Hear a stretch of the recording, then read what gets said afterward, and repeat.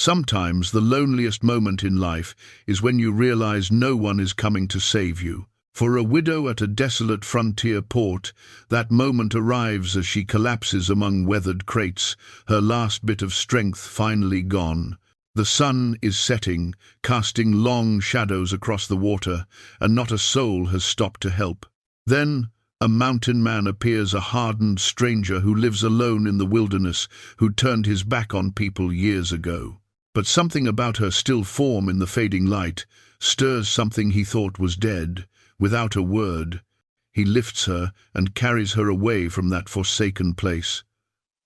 What could make a man who chose solitude risk everything for a woman he's never met? Before we jump back in, tell us where you're tuning in from, and if this story touches you, make sure you're subscribed. The port town of Bellwater sat at the edge of the world, or so it seemed to those who found themselves there. It was a place of rough timber and rougher men, where the Columbia River met the wilderness and civilization grew thin as mist. The docks groaned under the weight of cargo and broken dreams, and the air always carried the smell of salt, fish, and something closer to despair. Catherine Mercer had arrived in Bellwater 6 days ago with a worn leather satchel, $11, and nowhere else to go. At 47, she'd never imagined herself in such a place, among such people, with such emptiness stretching before her. But then, she'd never imagined being a widow either. The fever had taken Thomas in early spring, back in Independence, Missouri. 1 week he'd been making plans for their journey westland, waiting, a new start, the dreams they'd nurtured through 23 years of marriage. The next week, he was gone. The doctor's bills and burial costs had taken everything.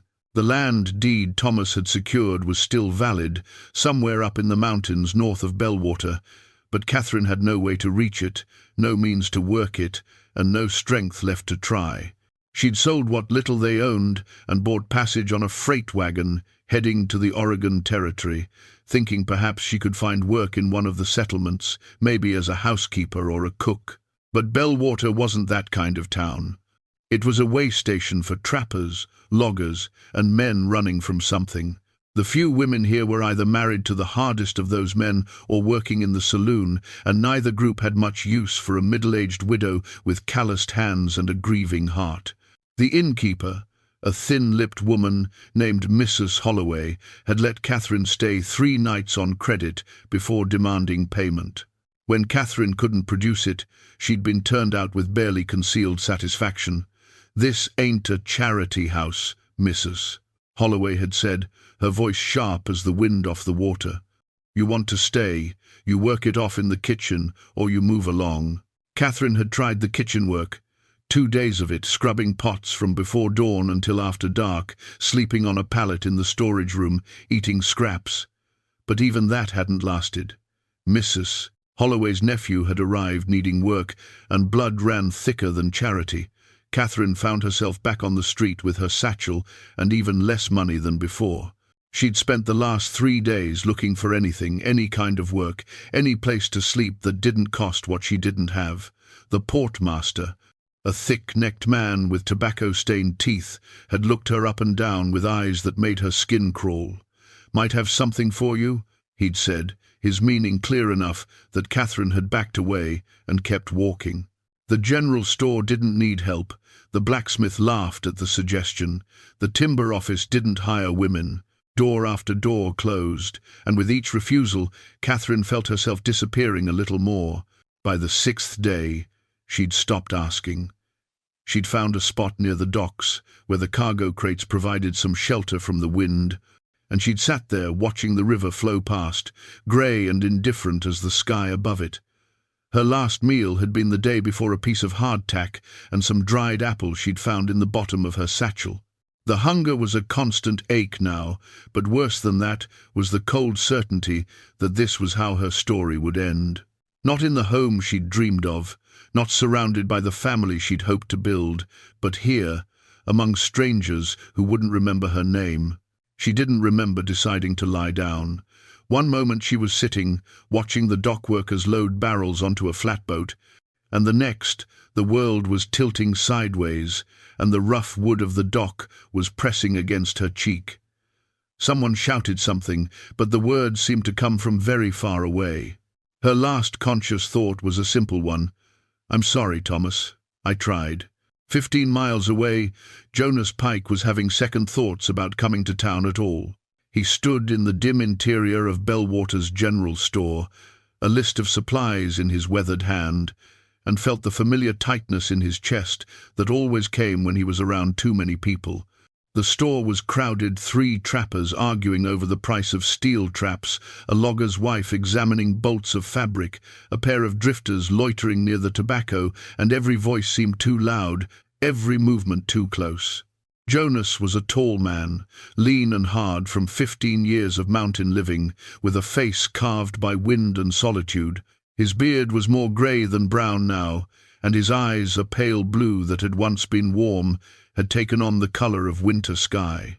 He wore buckskin and homespun, practical clothes for a practical life, and he carried a hand-carved walking stick that had been his only companion on countless miles of wilderness trails.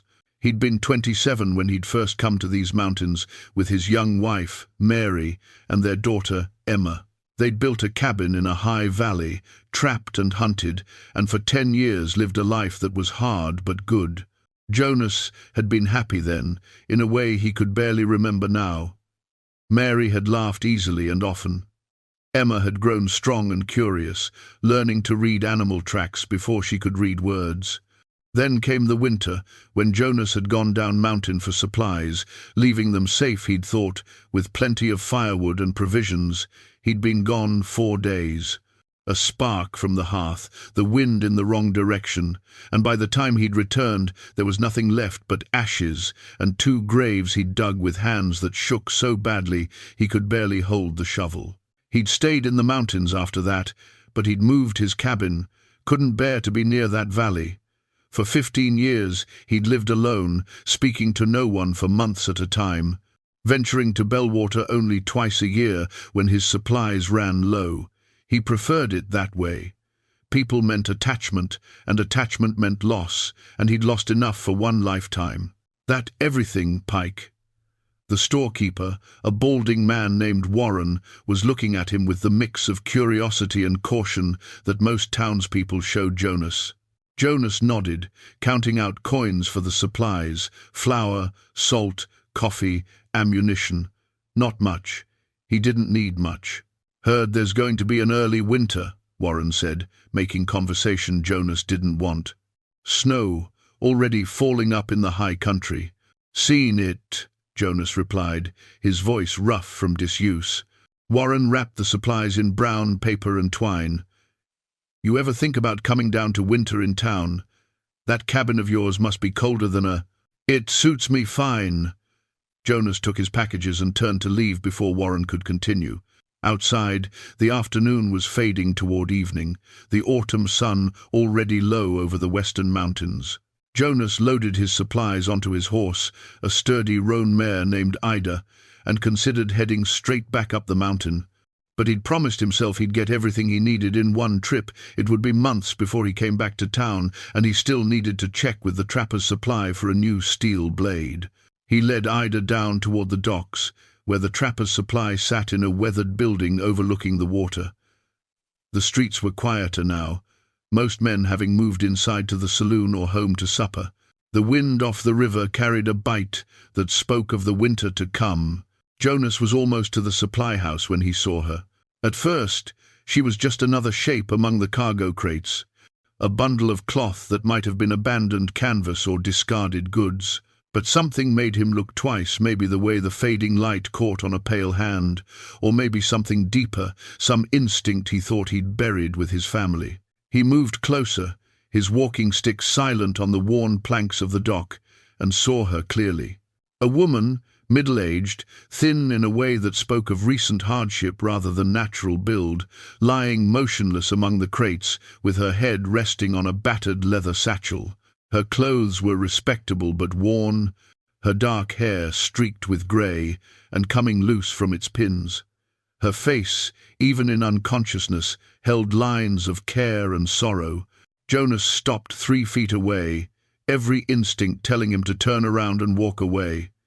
This wasn't his concern. People came to Bellwater and fell on hard times all the time. The town would deal with it, or it wouldn't, but either way, it had nothing to do with him. He started to turn away. Then he saw her chest rise and fall, shallow and slow, and something in that fragile movement stopped him cold. A memory rose unbidden. Mary. In those last hours after he'd pulled her from the burning cabin, her breathing just like that, shallow and failing, and him helpless to stop it. He shook his head, trying to clear the image, but his feet had already carried him closer. He knelt beside the woman, his joints protesting after the long ride to town, and reached out to check for a pulse at her neck. It was there, weak but steady. Her skin was cold to the touch. "Ma'am." His voice came out rougher than he'd intended. "Ma'am, can you hear me?" No response. He looked around the dock, but there was no one nearby. The workers had all gone home or to the saloon. The boats were tied up for the night. In the distance, he could hear laughter and piano music from the waterfront establishments, but here the silence was complete except for the lap of water against the pilings. Jonas sat back on his heels, a war raging inside him. The smart thing, the safe thing, was to walk away. Go get the portmaster or the sheriff, let them deal with it. That's what the man he'd become would do, the one who'd chosen solitude over the risk of caring. But another part of him, a part he'd thought was dead, looked at this woman and saw someone who'd reached the end of their rope. Someone with no one coming to help. Someone alone in the way he understood too well. He stood and looked around one more time, as if hoping someone else would appear and take this decision out of his hands. When no one came, he let out a long breath and made his choice. Jonas bent down and carefully gathered the woman into his arms, surprised by how light she was. He picked up her satchel as well, looping it over his shoulder, and started walking back toward where he'd left Ida. The woman stirred slightly as he carried her, her eyelids fluttering. "It's all right," Jonas heard himself say, the words feeling foreign in his mouth. "You're going to be all right now." He didn't know if that was true. Didn't know what he was going to do with an unconscious woman or why he was doing this at all. All he knew was that he couldn't leave her there. Couldn't walk away from someone that alone, that vulnerable, that close to the edge. As he reached his horse and carefully arranged the woman in front of him on the saddle, Jonas caught sight of his reflection in a shop window. A mountain man with a stranger in his arms, about to ride off into the wilderness together. "What the hell are you doing, Pike?" he asked himself. But he already knew the answer, even if he didn't want to admit it. He was doing the one thing he'd sworn never to do again. He was letting himself care. He clicked his tongue and turned Ida toward the mountain trail, carrying the woman away from Bellwater and toward a destination neither of them could have imagined. The journey up the mountain took 3 hours in the deepening darkness, and Catherine drifted in and out of consciousness for most of it. Jonas kept one arm around her waist, holding her steady against his chest as Ida picked her way along the familiar trail. The moon rose full and bright, casting silver light through the pines, and Jonas was grateful for it. This path was treacherous enough in daylight. Twice Catherine stirred, murmuring words he couldn't make out. Once she struggled weakly against his hold, confused and frightened, and he had to speak quietly to calm her. "Easy now, you're safe. Just rest."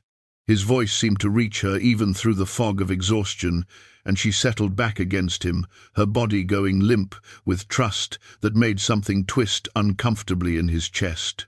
Around her neck, he noticed a thin silver chain catching the moonlight. He hadn't seen it before, but now he caught glimpses of it beneath the collar of her worn dress. Something hung from it, resting against her heart, but he didn't look closer. Whatever it was hers to keep private. The higher they climbed, the colder the air became. Jonas felt Catherine shiver and shifted to shield her better from the wind. He hadn't planned for a passenger, hadn't brought an extra blanket, and the temperature was dropping fast. If he'd been alone, he would have stopped to make camp.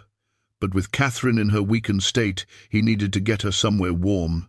His cabin sat in a small clearing at the edge of a high meadow, backed by a granite ridge that protected it from the worst of the winter winds. He'd built it himself over the course of 2 years, choosing each log with care, fitting each stone in the chimney by hand. It wasn't the home he'd shared with Mary and Emma that was ashes and memory, but it was solid and weatherproof, and had been his sanctuary for a decade. As Ida emerged from the tree line into the clearing, Jonas felt the familiar sense of arrival, but this time it was complicated by the presence of the woman in his arms. He was bringing someone into his private world, his carefully constructed solitude, and the implications of that made his stomach tight with something between anxiety and an emotion he didn't want to name. He reined Ida to a stop in front of the cabin and sat there for a moment, looking at the dark windows, the solid door, the life he'd built alone. Last chance to turn back, he thought. Last chance to take her to town, leave her at the church or the doctor's office, walk away from whatever this was becoming. But Catherine chose that moment to turn her face into his shoulder, a small, unconscious gesture of trust, and Jonas knew he'd already made his choice back at the docks. There was no turning back now. He dismounted carefully, holding Catherine against him, and carried her to the door. Getting it open while holding her was awkward, but he managed, shouldering through into the dark interior. The cabin smelled of wood smoke and leather, pine sap, and the dried herbs he kept hanging from the rafters. It smelled like home, though he rarely thought of it that way. Jonas laid Catherine carefully on his bed, the only bed in the single-room cabin, and lit a lamp with practiced efficiency. The light revealed a space that was spare but not uncomfortable. A stone hearth dominated one wall. A rough-hewn table and 2 chairs sat near the center. Shelves lined another wall holding supplies and tools. Everything was orderly, clean, functional. The home of a man who lived alone and liked it that way. Except now there was a woman lying unconscious in his bed, and nothing felt orderly anymore. Jonas moved quickly, building up the fire until it roared in the hearth. The cabin began to warm, but Catherine was still shivering, her lips tinged blue. He pulled a heavy quilt over her, then another, tucking them around her shoulders. He fetched water from the barrel by the door and set it to heat, then rummaged through his stores for something that might serve as broth. As he worked, he found himself studying her face in the lamplight. She was handsome rather than beautiful, with strong features and laugh lines around her eyes that spoke of a life that had once held joy. Her hair, mostly unpinned now, fell across the pillow in waves of brown shot through with silver. There was something familiar in her face, though he'd never seen her before. Maybe it was just the recognition of shared grief. He'd become good at spotting it in others, the weight that never quite left the eyes. The water boiled, and Jonas made a simple broth from dried venison and herbs, letting it steep while he tended to Ida. The horse needed to be unsaddled and brushed, fed and watered, before he could settle in for the night. It was full dark by the time he finished, the forest alive with the sounds of night creatures and wind through the pines. When he returned to the cabin, Catherine was stirring. Her eyes opened slowly, unfocused and confused, tracking across the unfamiliar ceiling to the strange walls to finally land on Jonas, standing in the doorway. Fear flashed across her face, and she tried to sit up, her hand going instinctively to her throat, to that silver chain he'd noticed earlier. Who are you? Where am I? Jonas held up his hands, showing he meant no harm, and stayed where he was near the door. Name's Jonas Pike. You're in my cabin, about 15 miles up the mountain from Bellwater. You collapsed at the docks. I brought you here. Catherine's breathing was rapid, her eyes darting around the cabin like a trapped animal looking for escape. I don't understand. Why would you? You needed help. Jonas kept his voice even, calm. Couldn't just leave you there. You should have. Her voice was hoarse, barely above a whisper. You should have left me alone. The defeat in those words hit Jonas harder than he'd expected. He moved slowly to the table, ladled some of the broth into a tin cup, and carried it toward the bed. "When did you last eat?" Catherine didn't answer, just watched him approach with wary eyes. He stopped a respectful distance from the bed and set the cup on the small table beside it. "It's just broth, nothing fancy, but it's warm, and it'll help." She looked at the cup, then back at him, trying to make sense of this strange man and this strange situation. "Why are you doing this?" Jonas thought about that question, about all the reasons he should have walked away, and the one reason he hadn't. "Because someone needed to," he said finally. It wasn't the whole truth, but it was all he could offer right now. Catherine's hand trembled as she reached for the cup. Jonas saw how weak she was, how close she'd come to the edge, and felt anger rise in his chest, not at her, but at a world that could leave someone in such a state. At a town full of people who'd walked past her without stopping. She managed to bring the cup to her lips and took a small sip, then another. Her eyes closed briefly, and Jonas saw some of the tension leave her shoulders. "Thank you," she whispered. "There's more when you want it." Jonas moved back toward the hearth, giving her space. "You should rest. We can talk more in the morning. I don't even know your name." "Jonas Pike." "Already told you that." "Catherine." She took another sip of broth. "Catherine Mercer. Mrs. Mercer." Jonas nodded, noting the title, the implication of a husband somewhere. "Widow Mercer," she corrected quietly, and there it was, the shared burden of loss that he'd recognized in her face. An uncomfortable silence fell between them. Jonas busied himself banking the fire, while Catherine finished the broth with slow, careful sips. When he glanced over, he saw her examining the cabin with eyes that were clearer now, taking in the masculine space, the solitary life it represented. "This is your home," she said, not quite a question. "Has been for near about 10 years. And you live here alone." "I do." Catherine looked down at the empty cup in her hands. "I should go. In the morning, I mean. I shouldn't be here. I shouldn't. This isn't proper." Jonas almost laughed at the word proper applied to his life, but he kept his face neutral. "You're in no condition to go anywhere, not for a few days at least. And there's nowhere for you to go anyway, is there?" The truth of that settled over Catherine like a weight. Her shoulders sagged, and she looked away, toward the fire. "No, there isn't." "Then you'll stay here until you're well enough to figure out what comes next." Jonas moved to the corner where he kept a bedroll and began unrolling it on the floor near the hearth. "You take the bed. I'll sleep here." "I can't. This is your bed, your home. I can't take—" "It's not a discussion, Mrs. Mercer. You're staying in the bed." Catherine started to protest again, but exhaustion was winning over propriety. She lay back against the pillow, pulling the quilts up to her chin. "I don't understand why you're being kind to me. You don't know me." "You don't owe me anything." Jonas settled onto his bedroll, his back against the warm stones of the hearth.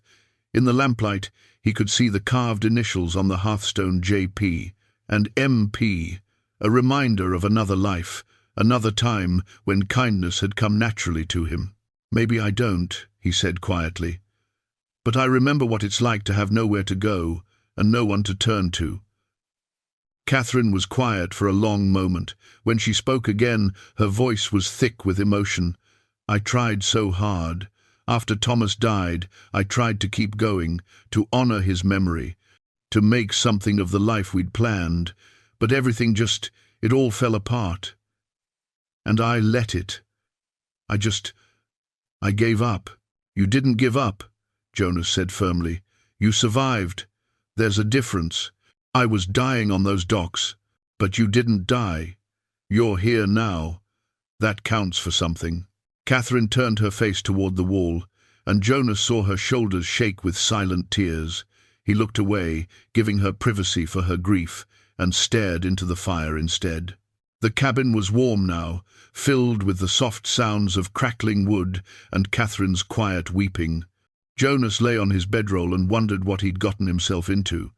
For 15 years he'd kept the world at arm's length, had built walls around his heart that he'd thought were unbreachable. Now there was a crying widow in his bed, and those walls felt considerably less solid than they had this morning.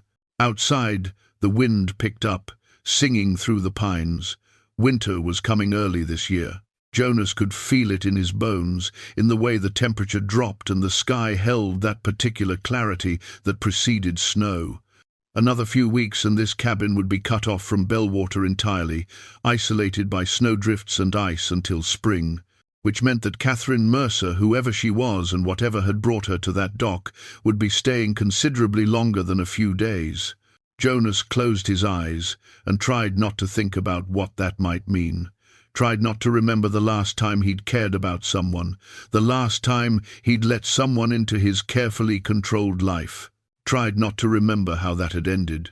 But sleep was a long time coming, and when it finally arrived, it brought dreams of fire and ash, and a woman's voice calling his name from very far away. 3 weeks passed, and the mountain showed its true face. Snow fell in earnest, blanketing the clearing in white silence, and the temperature dropped until even the thick log walls felt thin against the cold. Jonas had been right. They were cut off now, the trail to Bellwater impassable until spring, and Catherine found herself grateful for the solid cabin and the company of a man who knew how to survive in this unforgiving place. The routine they'd established felt almost natural now. Jonas rose before dawn and tended to the animals Ida and 2 goats Catherine hadn't known about, kept in a small barn. She also hadn't noticed her first days here. Catherine made breakfast, packed food for Jonas if he was going far, and spent her days mending, cooking, and learning the rhythms of mountain life. She'd gained weight, her face filling out, colour returning to her cheeks. Her hands, which had been soft from months of idleness in Bellwater, were developing calluses again. She felt stronger, more like herself than she had in months. Or perhaps, she sometimes thought, she was becoming someone new entirely. Jonas was teaching her things without quite meaning to. How to read the weather in the colour of the sky, the behaviour of the birds, how to track animals by their prints in the snow, how to tell good firewood from bad, how to bank a fire so it lasted through the night. Practical knowledge, the kind that kept you alive out here. In turn, Catherine brought small changes to the cabin. She'd reorganized the pantry so things were easier to find. She'd made curtains from an old sheet she'd found in Mary's trunk. Jonas had nodded approval but said nothing. She cooked meals that were more than just fuel, adding herbs and care, and she noticed that Jonas lingered at the table now, seemed less eager to escape to the solitude of his work. One evening, as they sat by the fire after supper, Catherine asked the question that had been building in her mind for days. "Tell me about them." "About Mary and Emma." Jonas stiffened, his hands gripping his coffee cup. For a long moment, she thought he wouldn't answer. Then, slowly, he began to speak. Mary she was light. That's the word that comes to mind. She laughed easily, saw joy in small things. I met her in Pennsylvania, before I came west. She was the daughter of a shopkeeper, no business marrying a trapper, but she did anyway. His voice softened with memory. Emma was just like her, curious about everything, brave in ways that scared me sometimes. She'd follow me into the woods, wanting to learn to track, to hunt. She was 8 when... He stopped, and Catherine waited, giving him the space to continue or not. I'd gone down mountain for supplies. Winter was coming, and I needed things I couldn't make or trade for. Mary told me to be careful, said there was weather coming. She was right, there always was, but I thought I had time. He set down his cup, his hands trembling slightly. Fire started while I was gone. Maybe a spark from the hearth. Maybe I'll never know. The cabin we had then was in a valley, miles from here. By the time I got back, there was nothing left but ashes. Jonas, I'm so sorry. I buried them on a hillside, overlooking the valley. Stayed there 3 days before I could bring myself to leave. Then I came here, to this ridge, and I built this cabin." He gestured at the walls around them. "Built it solid, built it safe, built it alone." Catherine understood then why the cabin was so carefully constructed, why every log fit perfectly, why the hearth was stone on stone with no gaps for sparks to escape. He'd built it as penance, as protection against ever failing anyone again. "That's why you live alone," she said quietly. "Not because you prefer it, but because you're afraid." Jonas's jaw tightened. "Maybe so. But fear keeps you alive. It also keeps you from living." He turned to look at her then, really look at her, and Catherine saw anger flash in his eyes. But underneath the anger was something else, recognition maybe, or the terrible admission that she was right. "What do you know about it?" he asked, his voice rough. "You had a good marriage, from what you've said. Love and loss. Yes, but you can't understand." "Can't I?" Catherine leaned forward, her own emotions rising. "You think I don't know about fear? About being so terrified of losing again that you'd rather feel nothing? I was dying on those docks, Jonas. Dying because I'd given up, because I couldn't face the thought of trying and failing, of hoping and being disappointed. And you've been dying up here for 15 years, just slower." Jonas stood abruptly, his chair scraping against the floor. "You don't know what you're talking about, don't I? Look around this cabin. Mary's things in the trunk, her initials on the hearthstone that you can't bring yourself to cover up or chisel away. The photograph you keep face down because you can't stand to see their faces, but can't bear to put it away. You've made this place a shrine to your guilt. Get out." Jonas's voice was deadly quiet. "Where exactly would I go?" Catherine stood to face him. "We're snowed in. Remember, so you're stuck with me and my observations, whether you like it or not." They stood there, 2 feet apart, both breathing hard, years of grief and anger and fear crackling between them like lightning. Catherine knew she'd pushed too hard, crossed a line, but part of her didn't care.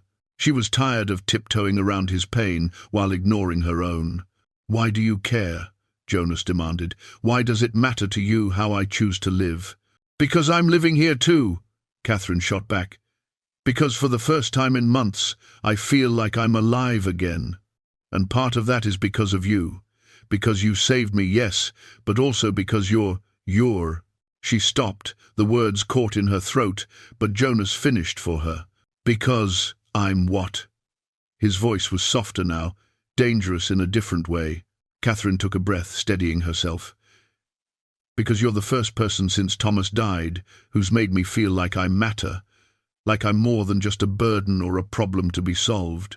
You look at me and you see me." The silence that fell then was different from before. Heavy with things unsaid, with emotions too complicated to name. Jonas looked away first, his shoulders sagging. "I should go check the barn," he said, reaching for his coat. "Jonas, don't." But he was already out the door, disappearing into the darkness beyond the firelight. Catherine stood alone in the cabin, her heart pounding, wondering if she'd just destroyed the fragile peace they'd built. She waited up for him, sitting by the fire with mending in her lap that she couldn't focus on. An hour passed, then 2. Finally the door opened and Jonas stepped inside, snow clinging to his hair and beard. He looked exhausted, older than his years. "I'm sorry," he said quietly. "You were right. About all of it." Catherine set aside her mending. "I shouldn't have said it like that, it wasn't kind." "No, but it was true." Jonas moved to sit in the chair across from her, his hands clasped between his knees. "I have been hiding up here, convincing myself it was a choice, when really it was just fear.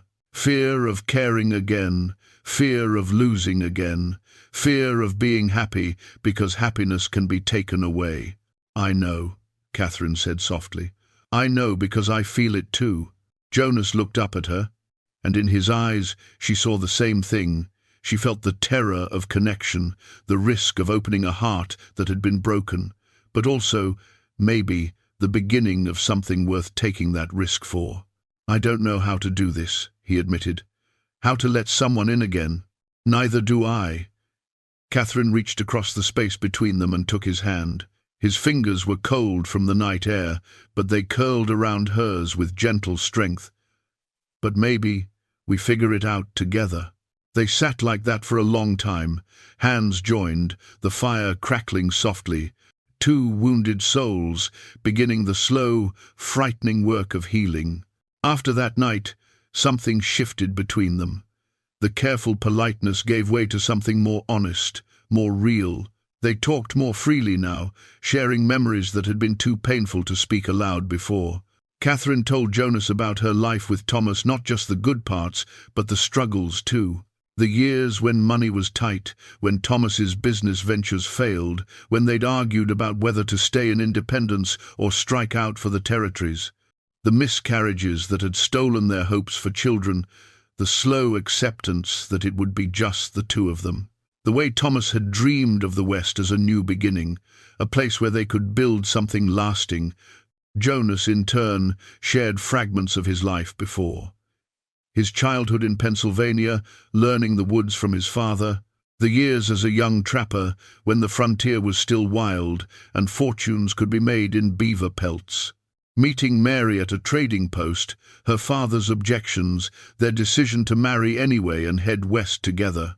Emma's birth in a log cabin with only Jonas and a midwife present, the terror and wonder of holding his daughter for the first time. "I taught her to track when she was 5, Jonas said one evening, staring into the fire. "She had eyes like a hawk, could spot things I'd miss. Used to say she'd be a better hunter than me someday, and I believed it." Catherine reached over and squeezed his hand. He didn't pull away. The winter deepened, and with it came a forced intimacy that might have been unbearable if they hadn't been slowly learning to trust each other. The cabin was small, privacy limited. They worked out routines. Jonas would step outside while Catherine washed and dressed in the morning. She would busy herself with mending while he changed clothes in the evening.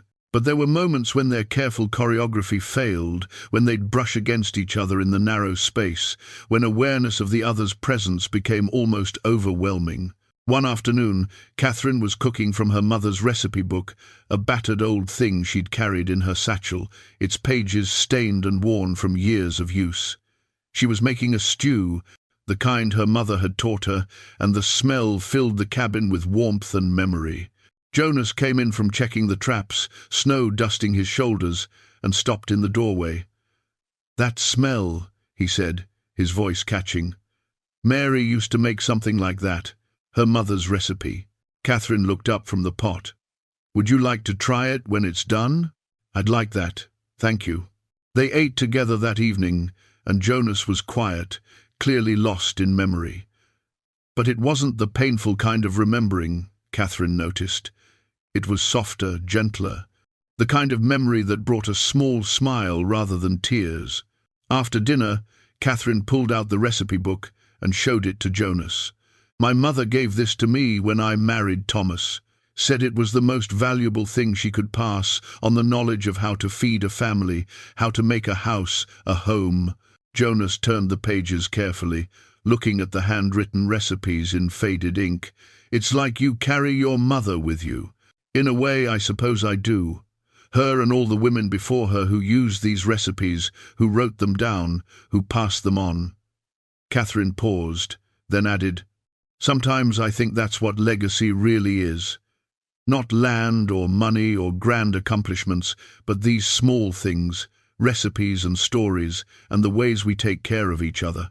Jonas looked at her then, something shifting in his expression. "You've got wisdom in you, Catherine Mercer. Just the perspective of having lived long enough to lose some things and value others." That night, Catherine couldn't sleep. The wind was howling outside, rattling the shutters, and her mind was too full of thoughts of Thomas, of Jonas, of the strange new life she was building in this mountain cabin. She rose quietly and moved to the window, looking out at the snow-covered clearing bathed in moonlight. Jonas's voice came from the darkness near the hearth. "Can't sleep either?" Catherine turned, surprised. She'd thought he was asleep on his bedroll. "I didn't mean to wake you." "You didn't. Wind's too loud. He sat up, the blanket falling away from his shoulders. What are you thinking about?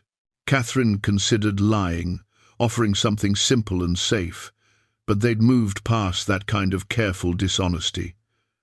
I was thinking about how strange life is. 6 weeks ago I was ready to die. Now I'm here, in a mountain cabin with a man I barely know, and I'm happy. Or at least, something close to it. It doesn't make sense. Jonas stood and moved to join her at the window. This close, she could feel the warmth of him, smell the pine and wood smoke that seemed to cling to his skin. Maybe sense isn't what matters. Maybe what matters is that you're here, you're alive, and you're moving forward. Are we? Catherine turned to look at him. Moving forward, I mean. Or are we both just hiding from the world in different ways? I don't know, Jonas admitted. Maybe a bit of both. They stood there in silence, watching the moonlight on the snow, and Catherine found herself hyper-aware of how close he was standing, how easy it would be to lean into him, to rest her head on his shoulder. But she didn't. Not yet. They'd come far in these weeks, but some distances needed to be crossed slowly, with care. Come spring, Jonas said quietly, we'll go see your land. See what Thomas left for you. And then you can decide what you want to do. Stay, go, build something there, sell it. Whatever you choose, I'll help however I can. Catherine felt her throat tighten with emotion. Why are you being so kind to me? Jonas was quiet for a long moment. Then, because you remind me what it's like to care about someone, and because I think maybe you needed saving, and I needed to remember I could still do that. Catherine reached out and took his hand, threading her fingers through his. Jonas looked down at their joined hands, then back up at her face, and in his eyes she saw everything he couldn't say, the fear and the hope, the grief and the tentative beginning of something new. Thank you, she whispered. For everything. Jonas squeezed her hand gently. Get some sleep, Catherine. Morning comes early. But neither of them moved, and they stood there together at the window, watching the winter night, two hearts slowly learning to beat in rhythm again. The first thaw came in late February, a false spring that brought mild winds and dripping icicles before winter would reassert itself one last time. Catherine stood in the doorway of the cabin, breathing in air that smelled of wet earth and pine, and felt something like restlessness stirring in her chest. She'd been at Jonas's cabin for nearly 4 months now. 4 months of routine and slowly building intimacy, of learning each other's habits and histories, of becoming something more than strangers, but not quite able to name what they were to each other. The snow still lay thick on the ground, but it was melting at the edges, promising that spring and decisions would come soon.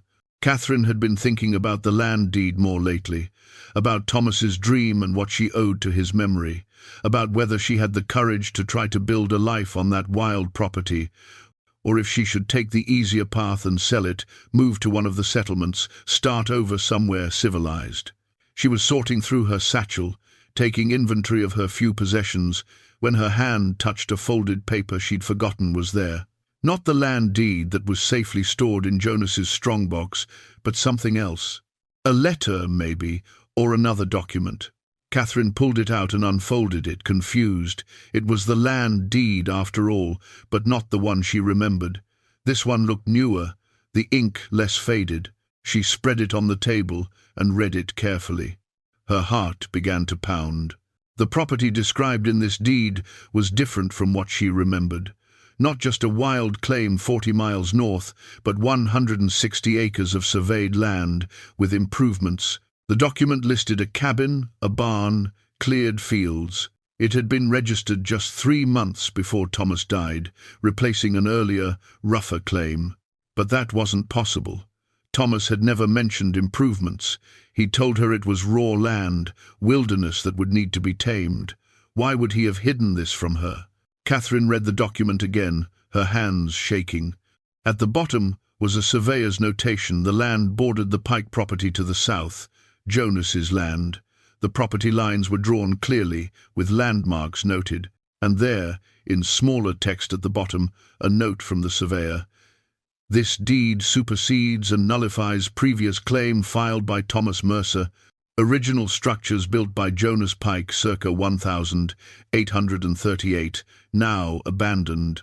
Improvements include one dwelling, one outbuilding, partial fencing. Catherine felt the room tilt. She read the words again, trying to make sense of them. Jonas Pike, 1838. That was 17 years ago, when Jonas would have been building his first cabin with Mary. The cabin where they died. Understanding crashed over Catherine like cold water. The land Thomas had bought, the property she owned, wasn't empty wilderness. It was the site of Jonas's first homestead, the place where he'd lived with his family, where they died in the fire. Thomas must have bought it from the territorial office without knowing its history, and the surveyor had noted the existing structures Jonas had abandoned when he moved to this ridge. Catherine's land was Jonas's past, his grief made physical, the place he'd been fleeing for 15 years. The door opened and Jonas came in, brushing snow from his coat. He looked at Catherine and stopped. "What's wrong? You're white as a sheet." Catherine couldn't speak. She just held out the deed. Jonas took it, his brow furrowed. He read it once, quickly, then again more slowly. She watched the color drain from his face as he understood. How did you? His voice was barely a whisper. "I just found it. In my satchel. I'd forgotten."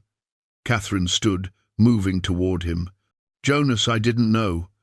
Thomas never told me there were improvements. I thought it was just wild land. I swear I didn't know." Jonas lowered the paper, his hand trembling. "That valley. Your land is that valley. I'm so sorry." "No." Jonas backed away from her, his face a mask of shock and something darker. "No, you don't understand. You own the place where they died, where I buried them, where I—" He couldn't finish.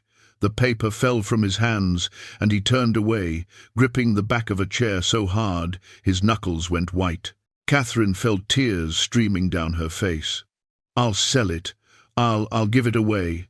I'll never go there. Jonas, please."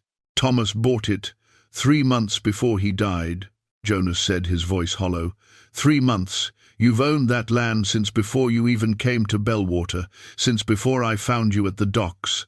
The implication hung in the air between them. Catherine had come west to claim land that was intimately, painfully connected to the man who'd saved her. It couldn't be coincidence. It was too cruel, too twisted. "Did you know?" Jonas turned to face her, and in his eyes she saw something terrible: suspicion, betrayal. "When I found you, when I brought you here, did you know?" "No." "Jonas, I swear to you, I had no idea. I didn't even remember there were improvements listed until just now. Thomas showed me the deed once, told me about the land, but I was grieving. I wasn't paying attention to details, but you knew it bordered my property. You told me that. You told me that. When you looked at the deed, you said it was on the North Fork of the Clearwater, that it bordered your land. I didn't know before then." Jonas paced the small cabin like a caged animal. "All winter, all these months, you've owned that place, and I never looked at the deed closely. I was too busy trying to survive, trying to do heal. And then, when we settled into this routine, I stopped thinking about it. Stopped thinking about it." Jonas's laugh was bitter. "You stopped thinking about the land your husband bought, the land you were supposedly coming west to claim." Catherine felt anger flare through her grief. "Don't you dare judge me. I lost everything, Jonas. My husband, my home, my future. That land deed was the last thing on my mind when I was starving on the docks of Bellwater. And now you own my past. You own the place I've spent 15 years trying to forget." "I don't want it," Catherine shouted. "Do you think I want to own the place where your family died, where you buried them? I'll sign it over to you right now. "I don't want it either," Jonas shouted back. "I never want to see that place again. Never want to set foot in that valley." The only reason I know the land is still there is because I pay taxes on the surrounding property, and the surveyor's maps show it." They stood there, both breathing hard, the weight of this revelation crushing the fragile peace they'd built. Catherine saw clearly now how this changed everything. The trust they'd been building, the tentative feelings growing between them, all of it was built on ground that had just shifted beneath their feet. "I should leave," Catherine said quietly. "As soon as the trail is passable, I should go." "Where?" Jonas demanded. "Where will you go?" "I don't know. Somewhere. Anywhere but here." Jonas turned away, his shoulders sagging. "Catherine, what do you want me to say, Jonas? That this doesn't change anything? That we can just pretend you didn't spend all winter growing close to the woman who owns your family's graves?" The words were cruel, but they were true, and they hung in the air like poison. Jonas flinched as if she'd struck him. "I want you to tell me this isn't some cosmic joke," he said, his voice breaking. "I want to understand why, out of all the land in the territory, your husband bought that particular piece. I want to know what I'm supposed to do with this." Catherine moved to the table and sank into a chair, exhaustion washing over her. "I don't know. I don't know any more than you do." Jonas was quiet for a long moment. Then he said, "Thomas bought it from the territorial office?" "That's what the deed says. So he wouldn't have known its history, wouldn't have known about the fire, about any of it." "No. How could he have?" Jonas sat down heavily in the chair across from her. "Just chance, then. Just terrible, random chance." "Is there any other kind?" Catherine met his eyes. "We don't get to choose how life breaks our hearts. We only get to choose what we do after." They sat in silence, the deed lying between them on the table like an accusation. Outside, the false spring continued, water dripping from the eaves, the snow turning to slush. But inside the cabin, winter had returned with a vengeance. Finally Jonas spoke. "I need time to think about this, to figure out what it means." "I understand." "Do you?" He looked at her, and in his eyes she saw all the walls going back up, all the careful defenses being rebuilt. "Because I don't. I don't understand any of this. I don't understand why you came into my life, why I felt compelled to save you, why I let myself care. And now it feels like the universe is laughing at me. Or maybe it's trying to tell us something," Catherine said softly. "Maybe it's saying that the past doesn't have to define the future, that even the most painful places can be reclaimed, remade. I can't go back there, Catherine. I'm not asking you to. I'm not asking you for anything except not to hate me for this." Jonas stood and moved to the window, looking out at the melting snow. "I don't hate you. I hate that this happened.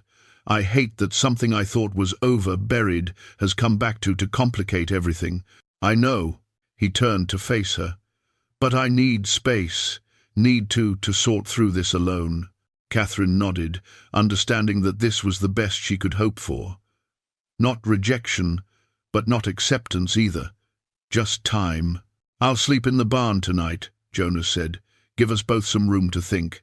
And before Catherine could protest, he was gathering his bedroll and heading for the door. They made camp that night on a rise overlooking the valley, far enough from the ruins to give Jonas space, but close enough to claim the land. Catherine built a fire while Jonas tended the animals, and they ate a simple meal under a canopy of stars, so bright they seemed close enough to touch. "There's something I need to do," Jonas said after they'd finished eating. "Something I should have done 15 years ago." Catherine waited, giving him space to continue. "Their graves. They're on that hillside." He pointed to a slope on the eastern edge of the valley, visible in the moonlight. "I buried them there, and I never went back. Never visited. Never said a proper goodbye. I just ran. Would you like me to come with you?" Jonas looked at her, grateful and relieved. "Please." They walked to the hillside in silence, Jonas carrying a lantern, The graves were marked with simple wooden crosses, weathered by time, but still standing. The names were barely legible now. Mary Elizabeth Pike, Emma Rose Pike, beloved wife and mother, beloved daughter. Gone, but not forgotten. Jonas knelt between the graves, and Catherine stood back, giving him privacy. She watched as he reached out and touched each cross in turn, his fingers tracing the faded letters. When he spoke, his voice was soft, meant for the two souls who rested there. Mary, Emma, I'm sorry it took me so long to come back. I'm sorry I ran away instead of honoring you properly, instead of keeping your memory alive in the world, instead of just in my heart. He paused, gathering himself. I want you to know, I want you both to know that I met someone. Her name is Catherine, and she's wonderful. She's strong and kind, and she makes me remember what it's like to hope again. Catherine felt tears streaming down her face. I think you'd like her, Mary. And Emma, you'd love how stubborn she is, how she refuses to let me hide away from life. She saved me, in a way, just like you both did, once upon a time. Jonas's voice broke. I'm going to build here again, going to make this valley live again instead of leaving it to ghosts. And I hope that's okay with you. I hope you'd want me to be happy, even though it means moving forward without you. He sat there for a long time, and Catherine waited. Finally, Jonas stood and turned to her, his face wet with tears, but his expression somehow lighter than she'd ever seen it. Thank you, he said, for making me do this, for being here. Always, Catherine promised. They walked back to their camp hand in hand, and when they settled by the fire, Jonas pulled Catherine close. They sat together in silence, watching the flames, listening to the creek and the night birds and the wind in the pines. I have an idea, Jonas said finally, about what we could build here. Tell me. Not just a cabin. A home. Big enough for a family, even if that family is just the two of us. With a porch where we can watch the deer come to the creek, a proper barn for the animals, maybe eventually a root cellar, a smokehouse. Everything we'd need to live here full-time if we wanted to. That sounds wonderful, but what about your cabin on the ridge? We could keep it, use it in the winters when the snow gets too deep here, or we could sell it, let someone else make a home there. He looked at her. What would you want? Catherine thought about the cabin that had been her sanctuary, the place where she'd healed and fallen in love. I'd want to keep it. It's special to both of us. And maybe someday, maybe if we're blessed with... She stopped, suddenly shy. Jonas understood. Children? I'm 47 years old. It's probably too late for that. But maybe not. Or maybe we could. There are orphans, children who need homes. The frontier is full of them. You've been thinking about this. I've been thinking about a lot of things. About building a life with you. About what that life might look like. About legacy and family and everything. Jonas kissed her then, soft and gentle and full of promise. When they pulled apart, both of them were smiling. Will you marry me, Catherine Mercer? Jonas asked. Not because it's proper or expected, but because I love you and I want to build this life with you. I want to wake up every morning and see your face. I want to grow old with you in this valley, in that cabin we're going to build together. Catherine felt joy rising in her chest, pure and bright and overwhelming. Yes, Jonas Pike, I will marry you. I'll build with you, and grow old with you, and love you for whatever time we're given. They held each other under the stars, two people who'd lost everything and found each other, ready now to build something new from the ashes of the past. The valley stretched out below them, full of possibility, full of promise. Tomorrow they would begin the real work. But tonight they had each other, and that was everything. 6 months later, Catherine stood on the porch of the new cabin and watched the sun rise over the valley. Fall had come to the mountains, painting the aspens gold and filling the air with the crisp promise of winter. But this year, winter held no fear. This year, they were ready. The cabin behind her was solid and beautiful, built with care and love over the long summer months. Jonas had insisted on doing it right, choosing the best timber, fitting each log with precision, building a structure that would stand for generations. The stone foundation was laid on ground, blessed by a travelling preacher who'd married them in early June, their vows spoken in the meadow where Emma used to chase butterflies. Catherine heard Jonas moving inside, the familiar sounds of him building up the fire, starting coffee. She smiled and touched the wedding ring on her finger, a simple gold band they'd bought in Bellwater on a supply run, nothing fancy but perfect in its own way. Beside it, on a chain around her neck, hung the silver ring that had belonged to Thomas. She wore both now, honouring the past while embracing the future. The door opened, and Jonas stepped out onto the porch, 2 tin cups of coffee in his hands. He'd filled out over the summer, the haunted look gone from his eyes. Replaced by something that looked remarkably like contentment, he handed her a cup and wrapped his arm around her waist, pulling her close. "Beautiful morning," he said. "Every morning's beautiful here. That's because you're here to see them with." Catherine laughed and leaned into him, breathing in the smell of coffee and pine and Jonas. This man who'd saved her life that night at the docks, who'd carried her broken body up a mountain and into his heart, who'd faced his deepest fears because she'd asked him to, because together they were stronger than they'd ever been alone. "I was thinking," Catherine said, "about taking a trip to Bellwater before the snow comes. We'll need supplies, and I'd like to check at the territorial office, see if anyone's been asking about land or looking for work." "Looking for work?" Jonas raised an eyebrow. "We can't do everything ourselves, Jonas. If we're going to make this place productive, we'll need help, maybe a hired hand or two. And I was thinking, there are always people in Bellwater who are down on their luck, who need a second chance." Jonas understood. "Like you were. Like we both were, in different ways. This valley, this land, it gave us a second chance. Maybe we could pass that along." Jonas was quiet for a moment, considering. Then he nodded. "We'd have to be careful who we chose. Not everyone's as deserving as you. Or as stubborn. Definitely not as stubborn. There's only one of you, thank God." Catherine elbowed him gently, and they both laughed. It felt good to laugh, to tease, to be light with each other. They'd both carried sorrow for so long that joy felt almost foreign, but they were learning to embrace it. A movement in the meadow caught Catherine's eye. 3 deer, a doe and 2 fawns, picking their way down to the creek, just as Jonas had described from his memories. Life continuing, as it always did, beautiful and persistent and wild. "Mary would have loved this," Jonas said softly, following her gaze. "Seeing the valley alive again, seeing what we've built. I hope she does see it." "I hope they both do. Somehow." Jonas pulled Catherine closer. "I used to think happiness was something that could only be taken away, that the smart thing was to avoid it, to stay numb and safe. But you taught me that safety isn't really living, that the risk of loss is worth it for the chance at this."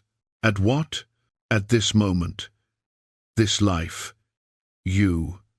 He turned her to face him, his hands gentle on her shoulders. "I love you, Catherine Pike. I never thought I'd say those words again, never thought I'd feel this way. But here we are." "Here we are," Catherine echoed, standing on tiptoe to kiss him. "Building a life, making a home, taking it one day at a time." They stood together on the porch as the sun climbed higher, warming the valley, bringing the world to life. Inside the cabin, Catherine's recipe book sat on a shelf next to Jonas's father's hunting knife. On the mantel above the new hearthstone sat the photograph of Mary and Emma, no longer hidden but honoured. And beside it, a tintype of Catherine and Thomas from their wedding day, 2 couples, 2 lives, all part of the story that had brought Jonas and Catherine to this moment. The cornerstone of the new cabin bore fresh carving, the letters deep and clear, C, M, and JP. Not replacing the old initials that still marked the Ridge cabin, but adding to them, building on the foundation of what had come before. "You ready for winter?" Jonas asked, his arm around Catherine's waist. "With you?" "Always. It'll be hard work, keeping the animals fed, the cabin warm, managing in the snow. We've survived worse. We'll survive this too, together." Jonas looked down at her. This woman who'd collapsed at a desolate port 6 months ago with nothing left to live for, and marveled at the strength in her, at the life they'd built from ashes and grief and unexpected grace. "You know what I was thinking?" Catherine said, a smile playing at the corners of her mouth. "What's that?" "That lonely night at the docks, when I thought no one was coming to save me, I was wrong. Someone did come, and more than that, I saved him right back. We saved each other." Jonas tightened his arm around her. "That we did.